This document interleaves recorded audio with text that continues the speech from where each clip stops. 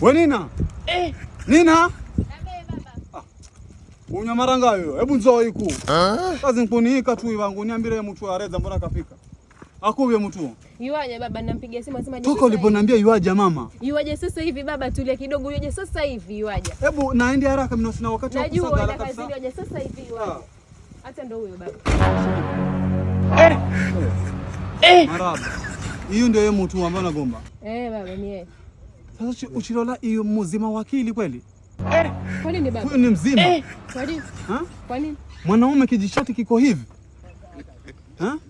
Anakaa mawayu kabisa. Huyu ni mtu amechanganyikiwa na maisha. Huyu ndo nasema huyu ni aje kuolewa bangwe wangu huyu. Si ndio baba? Ama ninakosea baba? Mama akilizo kana zikakuvi lakini. Baba. Na mtu hivi kama na maisha hivi. Ongea na babako. Mbona tulia maneno kama hayo? Haya ni maisha tu na yanapita. Ni maisha tu baba, mkubali tu venye yuko baba. Yuko na maisha. Mimi nikategemea mtu andaterera na Prado hiyo. Mwanangu nakusomesha. Nakuza mashamba ili upate kusoma. Wasoma vizuri una elimuzo. Alafu wewe nkuloze kwa mtu wa hiyo koma hivi. Ushatuchi hiyo.